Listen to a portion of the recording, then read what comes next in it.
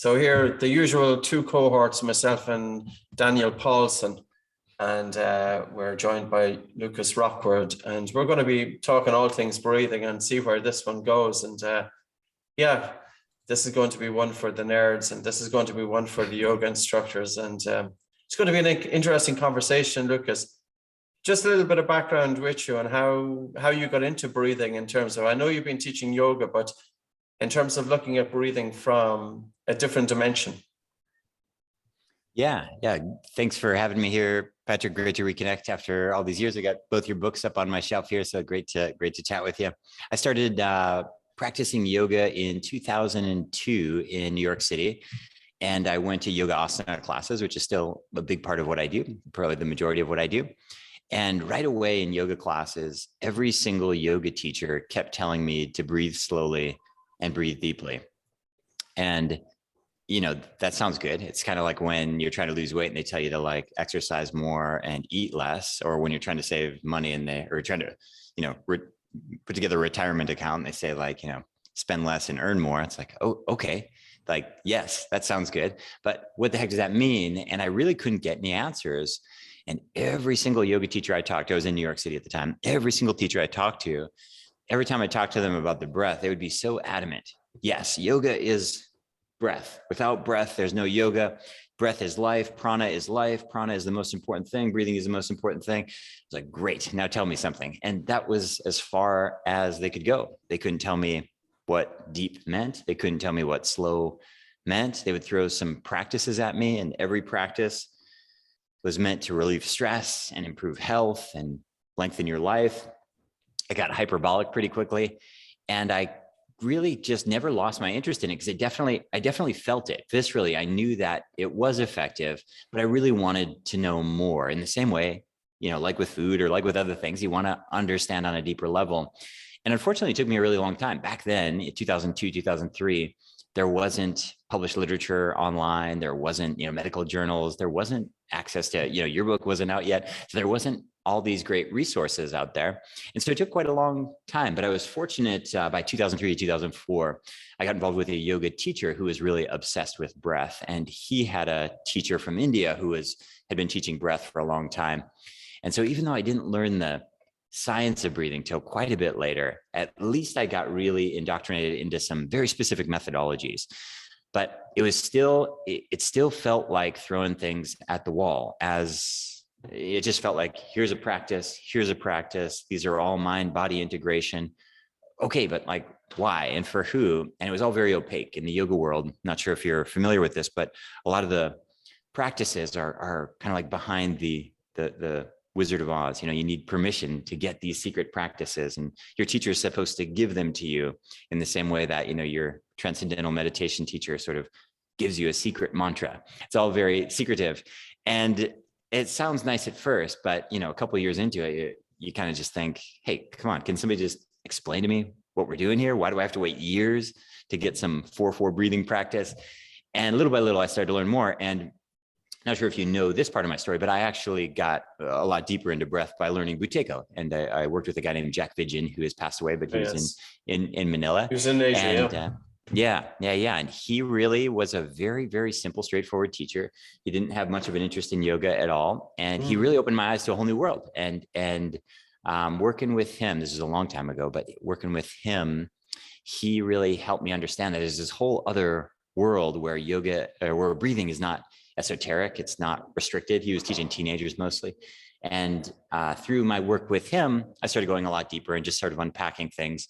And as is always the case, it's kind of this fight for simplicity. You know, I went from And did you, by the way, did Jack train you was it for your own self, or was it as an instructor? You did the instructor training, was that? I suppose it was, but I never taught Buteyko, and I've never lectured with Buteyko, but yeah, I suppose he and I worked together individually for a number of months. And yeah, it was really, really helpful. And, you know, I went from doing, you know, 30 to 45 minutes of random throw everything at the wall breath work to doing what essentially is today about 10 minutes of breath work per day. It's just so much more effective, because when you understand the principles, what you're actually doing with your nervous system, it's just a lot more straightforward. But oddly, as we mentioned before we started recording here, the yoga community is still pretty confused about breathing, and most of it still remains kind of shrouded in mystery. How receptive are they? Like we have our yoga instructors as well. We have yoga breathing too. You have yoga breathing. Yeah. How receptive? Like I see an enormous power here with yoga because of the reach of yoga to millions of people. I can only imagine all of the individual students who are going into yoga classes with various conditions. Those conditions can be directly helped, even more so than what they're being today. If those breathing approaches were tailored during the asanas, direct to the needs of those individuals, like this is an enormous power.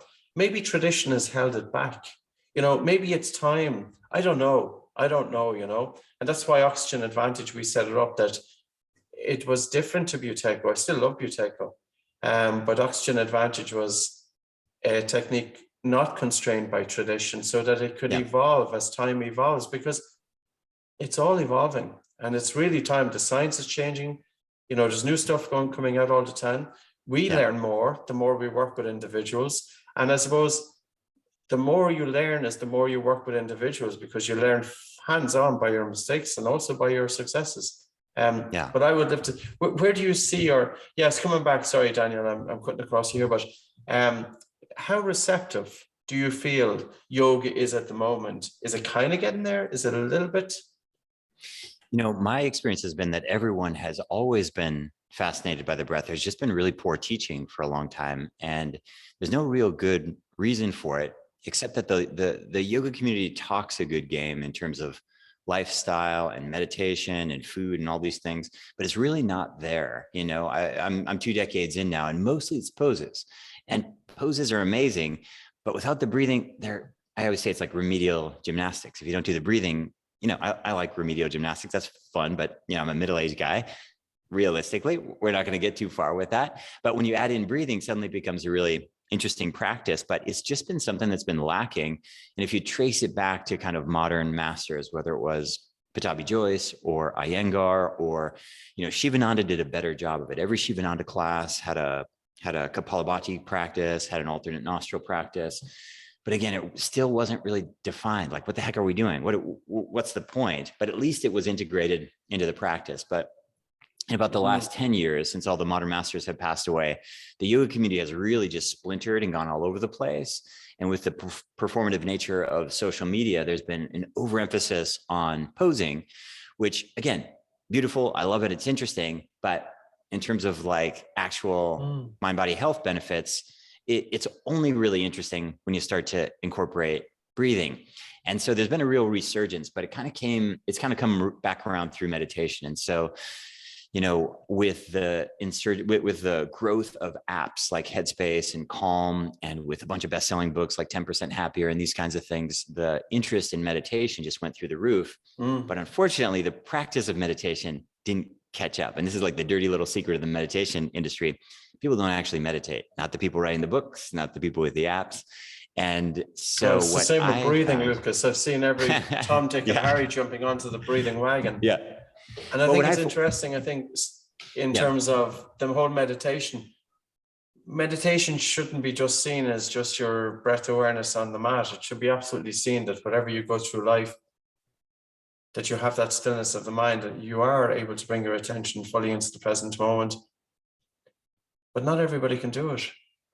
And I've seen many people and heard many people talk about it, and they don't have the practical experience of it, but they have the theoretical knowledge. It's like, I suppose, eating a banana or writing a PhD in a banana. You could write a PhD on how the banana tastes, or you can eat the banana. I'd sooner eat the banana than write the PhD.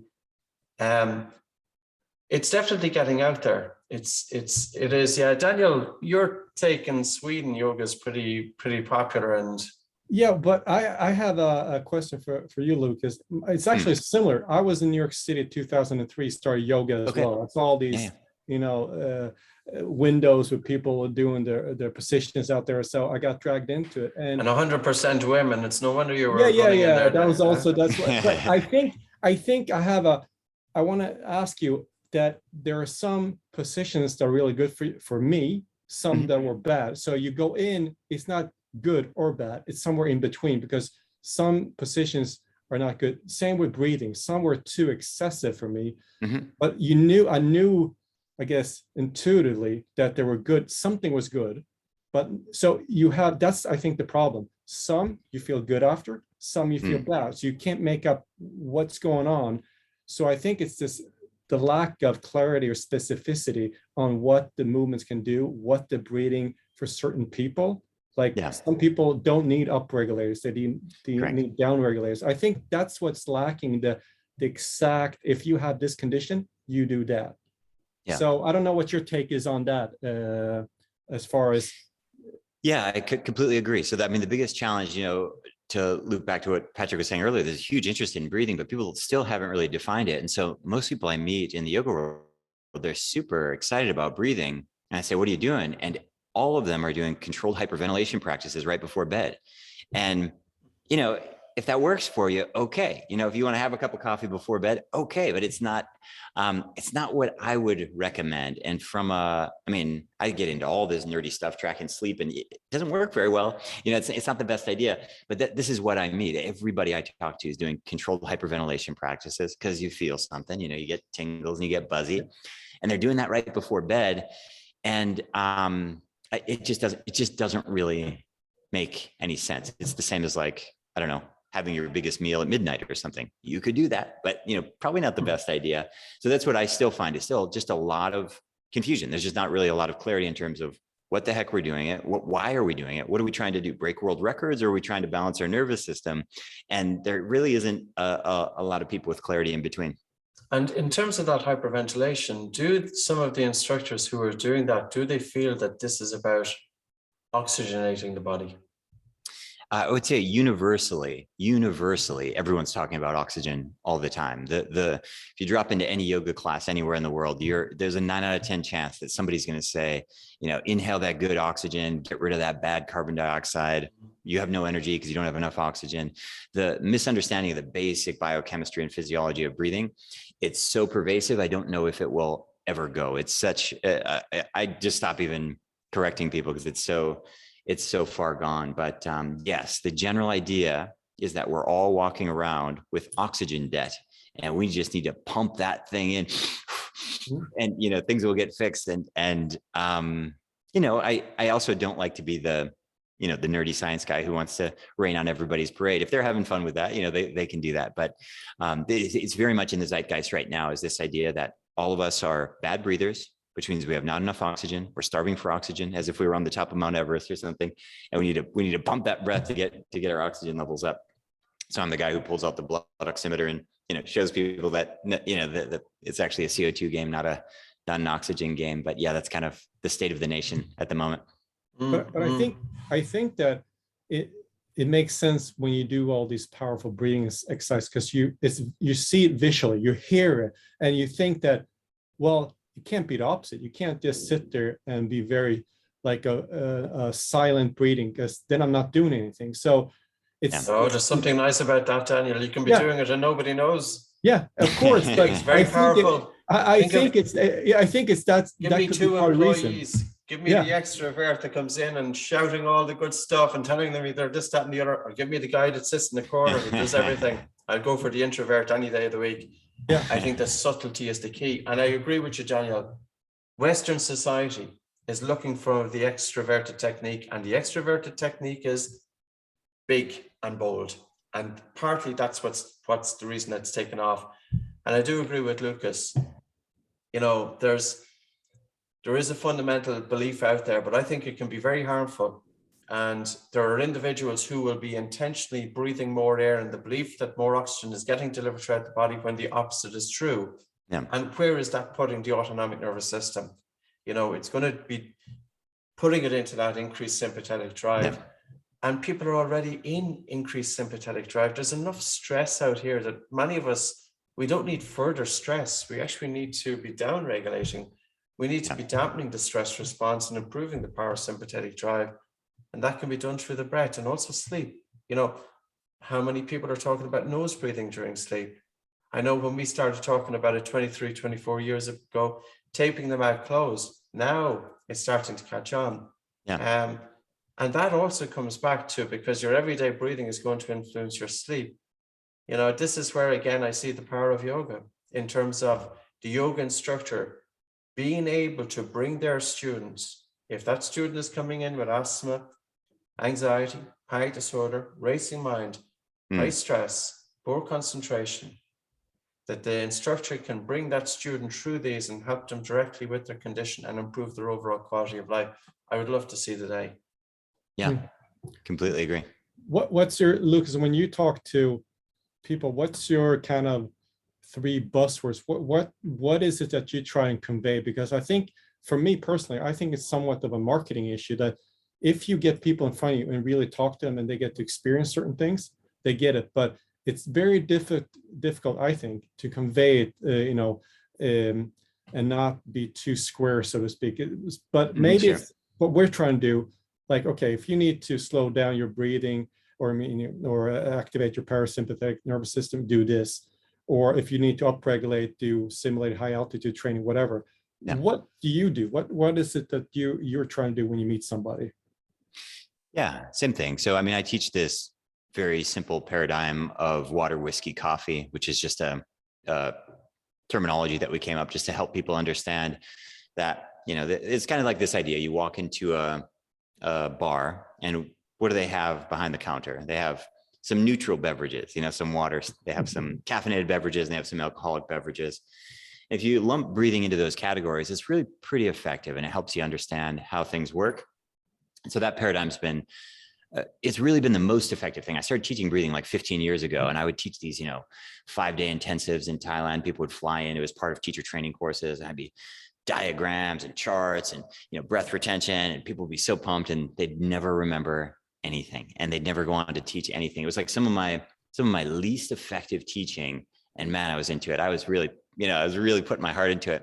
And I realized, like, it's like you said, there's a marketing problem. It's just too complicated. It's like, it's very similar to food. It's like, people can't figure it out. They're like, I have no idea. I'm just going to drink bulletproof coffee because I have no idea. So I'm just going to drink bulletproof coffee until 3 PM, and whatever else happens, that's it. Or like the keto thing right now, they're just like, I'm not sure, carbs are bad. And I understand where people are coming from. It's just like, it's just too much. They've got kids and jobs and things to think about. This is one thing on their list, and it's just, the yoga tradition especially just makes it so complicated. It's just like, I don't know, I'm just going to sit in bed and breathe until my hands start tingling, then, fall over and see if I fall asleep. But we use this paradigm, and it helps people understand appropriate use, time of day. And it also just helps you kind of to decipher, because, as Patrick mentioned, every day there's some new person teaching breathing, and it almost sounds like there's some new breathing practice, but not really. All this stuff's 100 years old or more. And so understanding, like, it is, but hey, some this of is it got just lost, Lucas. some of it got lost, some of it got confused. The whole biochemical dimension has been completely lost. Yeah. That is, for me, was one of the most important. What's water, by the way? Is that when you're breathing slow and light? Is it, that's the down regulator? Is it? Yeah. I mean, it's just, if you were to look at like HeartMath's coherent breath or Patricia Gerbach's stuff, it's basically 4 to 6 breaths per minute, everything that we use based on rate, essentially. And so, half your resting rate, twice the volume. And so let's say you and I are hanging out probably 15, 17 breaths per minute. We'd cut that in half and, 5, 6-ish breaths per minute and double the volume. And, yeah, it depends on the tradition. You might call it a coherent breath. I latched onto that for a while, and I was like, nobody understands that either. And so, this idea of like water is the one that really connected with people. Yeah. And the coffee one then is breath holds or something, is it? Anything, it's just controlled hyperventilation, essentially. But we do it really, really mild. And so we never teach more than 3 rounds of 20. We'll usually use. You don't have people passing out because their blood oxygen saturation is going below 50% now. I've gotten like really boring as I've gotten older, and it's not that I haven't done all this stuff myself, but I really react myself. So I've passed out myself on my bed. I've given myself anxiety attacks. I've given myself splitting migraines. And so that's just N of 1, but I have like a big audience, and I can't really, 3% of my clients get like tetany and, anxiety. It's too much. It's not worth it. And, I used to really poo-poo the risks, but there's people dying all the time. There's a cold water death just 2 weeks ago in the UK. And I've heard deaths from breathing too, by the way. Yeah, they're crazy. I just, every single person I talk to who's doing this controlled hyperventilation thing, every single person knows they're not supposed to do it in water, and they all do it anyway, every single one of them. And you know where they do it? They do it in their bathtub. And you know why they do it in their bathtub? Because nobody wants to hang out with you while you're underwater for 5 minutes holding your breath. It is the most boring thing ever. So they go in their bathtub, they position their head underneath the spigot to keep them underwater. It's just like, okay, there's not a lot of people dying, but like 3 or 4 a year, like for what? For what? For breathing? There's no, it's not like, I know. So I don't do any of the crazy stuff. No, but it could be avoided. And just so that people, if you haven't heard about that, it's because of the hyperventilation and then holding the breath underwater. Because one is hyperventilated, so much carbon dioxide has been removed from the blood through the lungs, but carbon dioxide is the alarm to breathe. So you're holding your breath, but you don't feel any sensation to breathe for such a long time. And during that time, your oxygen saturation is dropping. And once your O2 goes below 50%, you pass out, there's no warning, and it's underwater drowning. And I think it's absolutely terrible that it's crazy stuff. But that's what happens when information is just put out there and there's no constraint and if you're long enough in the game and you're working hands-on with individuals, you start to learn mistakes and you do become more risk averse. And we're in the same space as that as well. What about we're looking at in the future companies like almost like to bring it in real time, not something you do before, like yoga is usually you're on lunchtime, before, at night. Don't give all our secrets away to Lucas. Daniel. And everybody thinks that's fine, but during the day, like actually doing something in real life situations, not in the yoga studio, not when you're training. How do you work with that to kind of, because it's always good to do something before or after, but how do you deal with a live stressor? So I mean, our protocol couldn't be more simple. Our like ideal protocol is someone's doing a morning practice right when they wake up. They're doing an afternoon practice at least once, and an evening practice. And we say 5 minutes, 5 minutes, 5 minutes. But the reality is, the morning practice is going to take like 2 minutes. Your afternoon practice is going to take 2 to 4 minutes, and your evening practice, that one could take 5 to 10 minutes. But that's really what we're looking at. So I do corporate consults and stuff in your part of the world, actually in Ireland with Facebook and stuff like this. And I just teach people really, really simple stress management stuff. But essentially I'm teaching them either what I call water breath, which is like a coherent, half-paced, double volume breath, maybe doing alternate nostril, usually not even getting that complex. And then I teach people how to knock themselves out at night, basically slowing their breath down to, we usually start with something mild, like a 3 breaths per minute triangle pattern with a simple retention at the top. But as people get more comfortable, pretty quickly, they can slow their breath down to 2 breaths per minute or even 1 breath per minute. And that has just a really profound effect. And even the people who are kind of addicted to the tingly, buzzy, pass out on their bed situation, they seem to get more excited about this idea that they can self-soothe and that they can, take some proactive control over their runaway nervous system, because even though they might not have acknowledged it at first, that's the real problem. It feels good to, get tingly and buzzy and out of body and stuff like this, but it's not really what most of us need most of the days. How do you keep how do you maintain motivation for them? I mean, I know it probably feels good, but when you do the hyperventilation, you get these immediate effects and you feel that something is going on. Of course, you feel slowing down, but how do you keep them going after 3 weeks, 3 months, and so on? In terms of compliance, this is the highest compliance I've ever had with anything that I've ever taught. And anyone who works in health and wellness, this is what on your bad days, this is what you stress over. You just think like, my work is meaningless. No one does it. No one does and so that's my whole thing is like, what can I teach that people will actually do? Because I can sit here and pontificate about all kinds of, stupid, nerdy things that make me happy. But if it doesn't actually get applied to someone's life, who cares?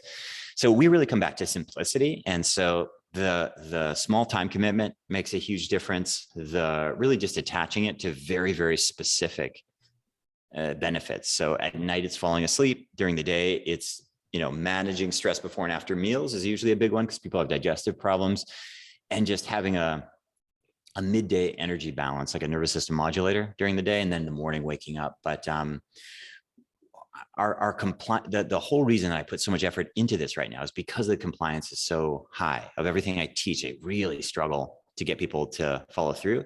And it's not because they're weak-willed or anything like that. They're just like me and you. We're just busy and, it's hard to keep up with things long-term.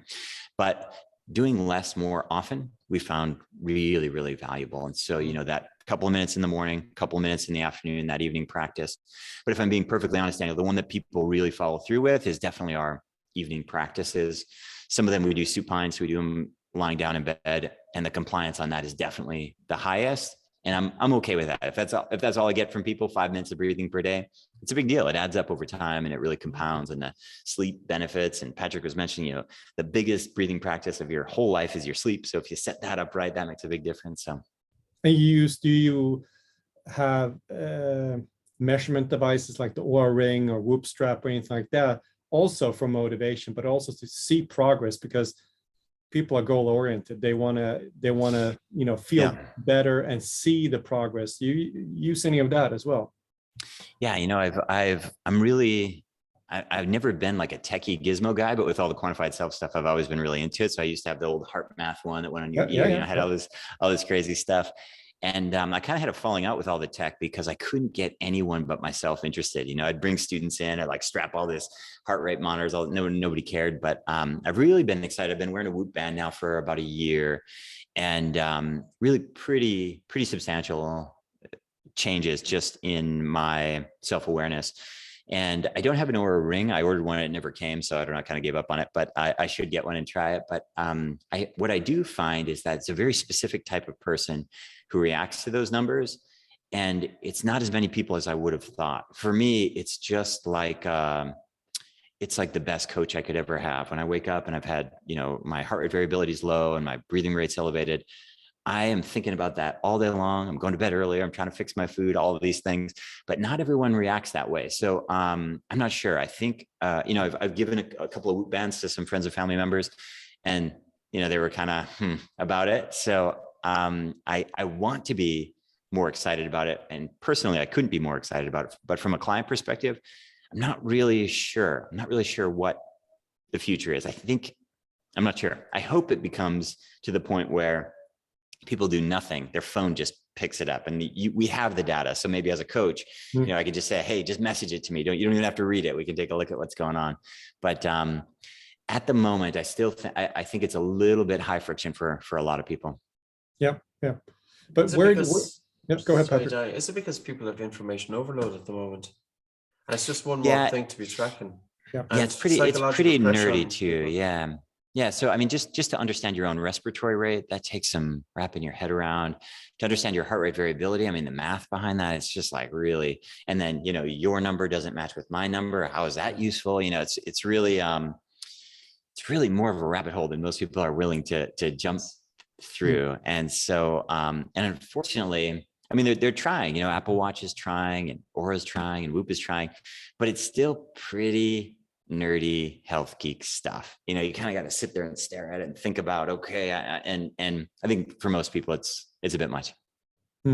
I think my prediction is that people will see it, the early adopters, they have it, somebody will ask, and so it goes. And I think like Apple Watch and Oura Ring are pretty prevalent right now. I think within 5 to 10 years, you'll see, if you can call it, normal people wearing it like, because it's be like a portable doctor almost. But we'll see. And there's just an avalanche of products coming out to the market as well. Yeah. So I think that will help us, because it's like an accountability part, like you said, almost like a coach. So I think it's good for motivation starting off, and maybe over time you don't really need it. But I think it's because breathing is so subtle, it could be good for a lot of people to have those measurement devices, but it could also be a stressor, because then you see.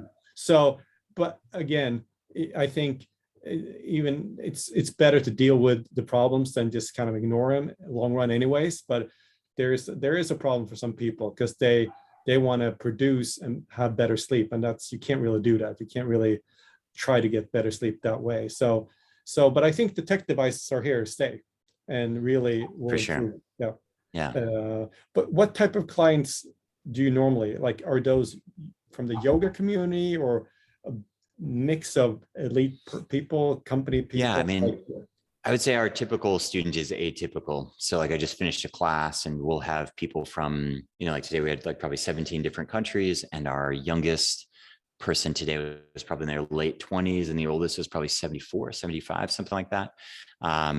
Still have mostly women. So probably 75% women, 80% women. But depends. The breathing stuff attracts more men.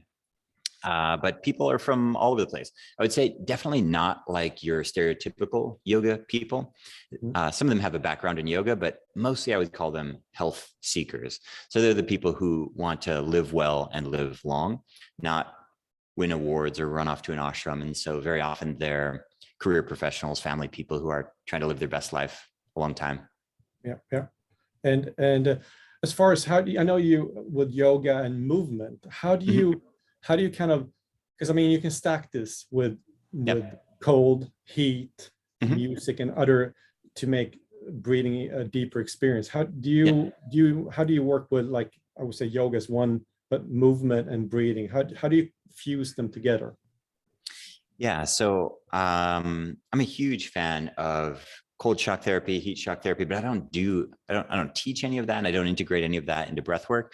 I know that these have been fused in a lot of different practices, and I think it's cool. It creates a more experience, but I don't really, for me, they're completely separate. And so I don't personally combine them at all. I certainly used to. I used to have a hot yoga studio and stuff like that, but I don't do any of that stuff anymore.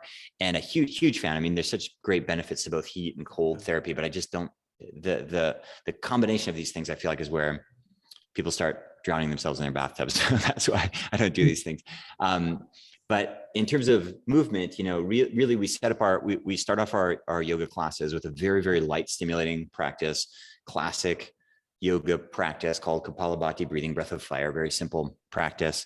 And then in our classes, in our vinyasa flow classes, we really focus on 4/4 breathing with ujjayi sound. So, slight constriction of your glottis. Is that breathing in for 4 and out for 4, is it? Or? Yeah. So what we're essentially aiming for is around 5 to 6 breaths per minute. And what we're looking for is about 5 breaths per pose. So what you're looking for is basically a minute per pose, 5 rounds of breathing per pose, physical stress combined with controlled breath.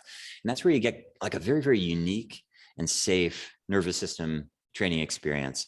And by safe, I mean, Jack used to have me doing these apnea walks, and these were not safe. He was mean. He'd make me do like, I don't know, 100 paces holding my breath, and I'm my whole body's tingling and stuff like this. Lucas, no, they're fine. Honestly, I'm sure they are. But walks are fine. It's when you hyperventilate, and then if you were to do it, it's a different story. Yeah. It's a different thing because I'm leading a 1-hour class, so I can't be doing apnea walks and things like this. But you can. But so we would. So our focus is really on that physical stress combined with modulated breathing. So twice the volume, half the rate in a physically stressful situation, but not. It's always like a zone 2 or less heart rate, which again is just stacking nerdy stuff upon nerdy stuff. But in our typical class, people are at a pretty mild, moderate heart rate, a place where they would naturally be able to nose breathe anyway. And then we add a little bit of physical exertion, whether that's a triangle pose or wheel pose or whatever it might be. But that's really our focus. And then we do also do deep stretching classes where we do use parasympathetic stimulating practices, which are very, very soporific and kind of knocks people out, but it helps to turn off stretch reflex and kind of puts people in a state. But it's still nothing aggressive. We're still doing 3 breaths per minute. So it's nothing. The challenge is as people get more kind of advanced with yoga, they're able to breathe so slowly that sometimes they breathe too slowly. So they come into class and they're breathing 1 breath per minute, and they're basically these sort of doughy zombies in the corner. And there's a time and a place for that. But again, it really comes down to the yoga community not really understanding what the heck is going on. So they're accidentally developing CO2 tolerance and competence of breathing. And then they're doing a yoga class. And they can't figure out why suddenly they have no energy in class, so they're breathing one breath per minute, they're just a blob in the corner. And so we try to have appropriate use. So depending on which type of activity we're doing, we try to match the breath for that specific movement. And so a really slow class, okay, we'll do really slow breathing. But for most of our classes, it's actually faster rate than most people would think of breathing. Do you when you do these classes, like, do you also have the hot yoga? So you combine movement, breathing, and hot. Like, it sounds to me like your aim is usually down regulation at the end of the classes. Or is that for all the classes, or just in general? Because if you combine heat and movement, you get a little different response versus if you just do breathing per se only. Yeah, Dan, it's part of the reason I stopped doing heated classes, but I stopped doing this very, very long time ago, but we couldn't really do effective breath control with the heat. You just kind of had to let it go, because when we had hot, it was like 40 degrees Celsius. So we couldn't really, and that heat elevates people's heart rate. They're in like a zone 3 heart rate, sometimes even a little bit more depending on what they're doing. And so that was a big part of why I stopped using the heat and why I separated it. It wasn't really safe or effective to use that much control with breath. So we use ambient temperature, and I wouldn't say that we're down regulating. The vast majority of our like vinyasa flow classes, they fall under this category of a coherent breath. We call it a water breathing or just a balanced breath. And so we're really targeting that 5 breaths per minute rate with a slight restriction of your glottis, but with the applied challenge of physical stress, which is meant to be it's essentially like a staged lifestyle stress. And the analogy that we always give is, you can have your worst moment on the mat or off the mat. And if it happens off the mat, you're going to yell at your spouse. If it happens on the mat, you'll have kind of an uncomfortable triangle pose or something like that. And so we're essentially simulating a lifestyle stress moment and then breathing in a way that's balanced, which for us, we define as around 5-ish breaths per minute.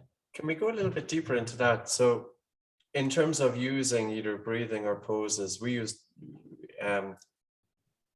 you're stressing the individual, and that's almost as developing their resilience, but it's also developing their psychological resilience, that if they do have stress in their everyday life, regardless, it's going to be a different stress to what they're experiencing on the mat, but you're building up the resilience on the mat so they're better able to cope with what's going on outside the mat.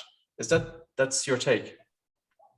Yeah, I think, our nervous system is pretty primal. And so, the way that we respond to a fight with our spouse is not that much different than the way we respond to a homeless person jumping out at us. It's not that much different than.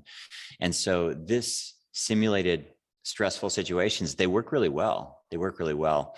And you can effectively train your nervous system this way, is what I mean. And so if you're in a pose like a full wheel pose, it's very uncomfortable. And if you're able to keep your breath through your nose, slow, low, gentle, and at a rate of 5-6 breaths per minute, it really does carry over. And again, the yoga community knows this intuitively, but they'll chalk it up to like esoteric stuff. I have this spiritual awakening. It's like, okay, maybe you did. I don't know, but here's what I do know. You did a really, really hard thing and you breathed as if you were cool, calm, and collected. And that was an hour, or that was 90 minutes. That's a long time. That's a lot of nervous system training. That's more nervous system training than most of us get in a month. And the other thing that I always say, which I think is really important, is that we're all going to have a best moment and a worst moment of the day. It's going to happen. Every day it's going to happen. And your worst moment might be vendor calls, or it might be a staff quits, or it might be you lose some money, or I don't know what it is. But if you can engineer, you can stage your worst moment, then you have more control over these other lifestyle stuff that you cannot control. If you look at some of the most popular activities in the world, a lot of them are simulated battles, simulated dramas. Most popular movies are horribly violent. People go watch these sports games, which are basically staged gladiator stuff. We seem to want to do this. And so as non-athletes, non-competitive people, you go bury yourself in a video game or watch some crazy Hollywood movie, or you could figure out a way. And it doesn't have to be yoga. People do this with CrossFit, and they do this with running. They do this with other forms of training. Apnea walking. The one that I'm really a fan of is swimming. And I grew up swimming, and I don't really have great access to a pool, but the swimmers are probably like real swimmers are like some of the best like trained breathers outside of the breathing community that I've ever met. Because built into that exercise is very, very rhythmic breath, and you can't cheat. You know, it's a breath every 3 strokes. It's a breath every 5 strokes. It's a whole length of the pool with no breath. It's fundamentally built into the activity. And so it's often overlooked, but swimmers, water polo players, they're the breathers. They're great. That's interesting, because swimming, I guess, is the only sport more or less that where you mouth breathe when you swim. I guess you have to. Yeah. So when you mouth breathe during, and they train a lot, so they're probably in the pool, elite swimmer, I don't know, 3 hours a day. Can be, yeah. And it's tough most of the time. So you're mouth breathing, well, maybe not all because you do other stuff, but a lot of the time. Doesn't that carry over if they don't take care of that afterwards with functional breathing? It's a little bit, because I don't know enough about swimming, but what's your take on that? You know, I'm a yoga guy who does other sports, so I always hesitate to give any kind of like athletic performance advice, but I do plenty of other things. You know, I cycle and I run and these kinds of things, but I'm a yoga guy who does those things. So I don't know anything about like winning races or being a great athlete or anything like that. But what I do know anecdotally is that I feel really, really comfortable nose breathing in anything that's zone 2 or lower. And I feel like it's not necessarily safe or even appropriate to nose breathe in anything that's zone 3 or higher. I'd love to be wrong about that. I'd love to learn more. But again, I'm not a sports coach. I'm not, I've never helped, athletes get a personal record or anything like that. But that's kind of my take. And so what that looks like practically is if someone's out there doing a slow jog, if someone's on a treadmill going relatively slow, if they're on a bike, for sure. I mean, I can go for a 3-hour bike ride and only nose breathe. But as soon as you get that heart rate pumping, which most swimmers who are training when they're doing stuff, a lot of them are in a zone 3 or higher. Swimming's hard. My take is you have to mouth breathe. And I feel like if nose breathing was the right choice, there is nothing that professional athletes won't do to excel. And so I think you'd be seeing, weightlifters with duct tape across their mouth. And I think it would be there if that was the way for performance. But again, I'm just speculating. I'm not a sports performance guy. Yeah, no, our take with nose breathing is that it adds an extra training load. It puts resistance to the diaphragm. Sure. We don't want sprinting with the mouth closed. It's too excruciating. So there shouldn't be anything uncomfortable. But I think what Daniel was saying as well, that you could have a swimmer in the pool who's doing all the right things. The water is pressing up against them. Their head is underwater. They've got reduced volume breathing for a given intensity and duration of exercise. But the swimmer, when they get out of the pool, they're not aware of this. And they're walking down to shop with their mouth open. They're sleeping with their mouth open at night. Sure. So the idea is that, and swimming is the best sport in terms of breathing because it's the only sport which changes breathing patterns. But we would love to see that knowledge going outside of the pool. I think it's so important, because then, of course, it's the person's breathing outside that's going to influence their breathing in the pool. Sure. And if we have dysfunctional breathing outside the pool, we're going to have dysfunctional breathing in the pool. Yeah. And there are a lot of people with swimming who's got asthma. So I think it's interesting. But I do CrossFit, and they have somewhat similar problem because it's so tough and so taxing that you go into mouth breathing very quickly and like swimming. So, and I think it's fine, but you have to compensate on the recovery side to make sure you bounce back from these very high intensive workouts, so you don't float after the practice with mouth breathing and elevated heart rate and respiratory rate carry over to sleep, and then that becomes your new functional breathing pattern. So I think when you have, and swimming, I know it's very tough, you have to, I think, maybe overcompensate in some of these sports to really focus on the recovery. That becomes almost like I was saying, the name of the game. To succeed long term, you have to, I think, you have to focus. While some other sports are not, they're all taxing on an elite level, but CrossFit and swimming could be, really, really up there. So and also, I guess if you work all day, you have a stressful job. Same thing. You go over. You put stress on stress, and then you mouth breathe at night and snore. You never get to recover and you don't even know it. You don't even know. So I think I think this is where the gadgets like the Oura Ring will help you potentially to see that, okay, when you take time off or do breathing exercises, you bounce back, and that's maybe incentive to do even more. But but I think you, in terms, you're right, that I also feel like a lot of people like the calming down effect, and that's probably because they live such a stressful life. If you didn't, you may, but ironically, they also like the hyperventilation because you feel that you're actually doing something. Yeah. So I think this is like you want to calm down, but you like the hyperventilation. So yeah, but so I think the next couple of years with these gadgets and biometric devices, I think it will be very interesting to see if breathing can become a lot more mainstream and a lot more. Where do you see it, Lucas? Yeah, where do you see it? Well, I mean, for me, what I like about breathing, why I put so much time into it, is because of the compliance. And the reason you get compliance is because it's more predictable. So I've spent a bunch of time meditating, like a total of like 45 or 50 days of my life, literally all day long, locked in ashrams and things like this. And that's really valuable. It's also very unpredictable. There's good days, there's bad days, there's good sits. You know, the tradition that I do, you do an hour at a time, you don't move for an hour. There's good sits and there's bad sits. And sometimes it's just miserable.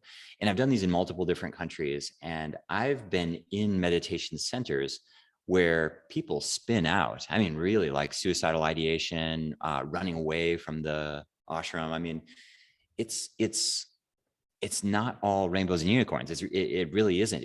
It's hard. It's really hard. It's way less predictable. It's really valuable meditation, but it's not one thing. And it's very difficult to pinpoint. If the three of us all sat for an hour right now, we'd have very, very different experiences. If the three of us sat for 15 minutes and we all did whatever we did, you know, maybe we did control pauses repeatedly, or maybe we did apnea walks, or maybe we did a box breathing practice, we'd have very, very similar experiences. Now, of course, there's levels. If somebody's brand new to a practice, a box breathing would be a little bit much, especially the retention at the bottom and these kinds of things. But once you're at a basic level of competency, which really just takes like about 7 or 8 days, it's not that long.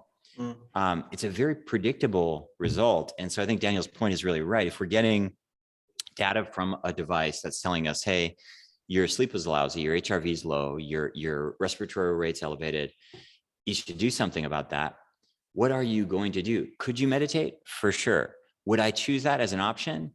I wouldn't, because I don't really know what's going to happen. It's very possible that I'm going to sit down and spend 15 minutes ruminating about my relationship with my teenage daughter, which is kind of stressful right now. And it might do nothing. In fact, it might make it a little bit worse, you know? And so, whereas with breathing, it's just a much more crude lever that you're pulling. It's more direct.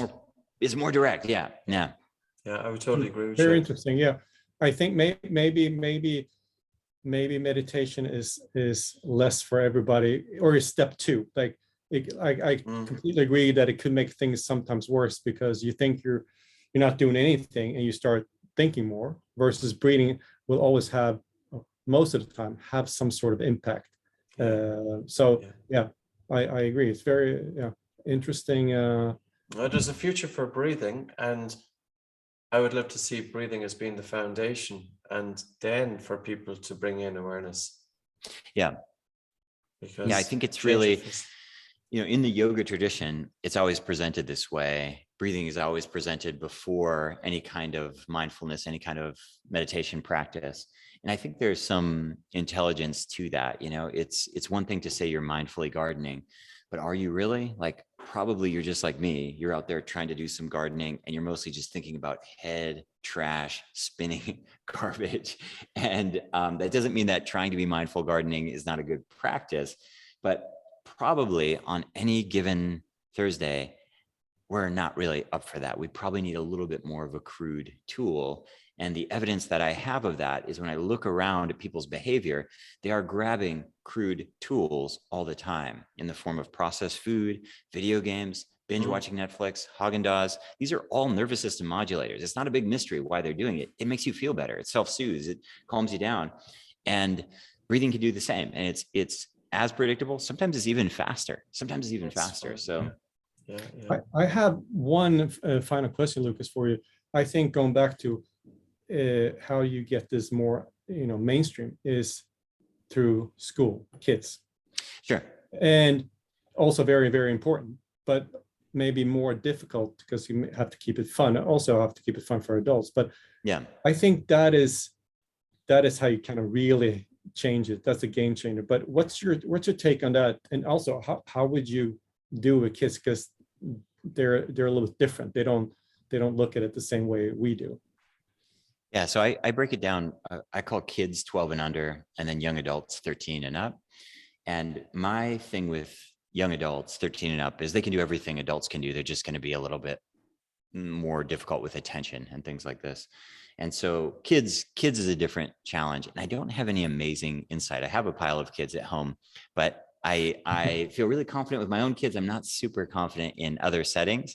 I get the question a lot. I mean, we teach a basic balancing practice like hot chocolate breath, which, you have the kid imagine they have a cup of hot chocolate and they smell the hot chocolate,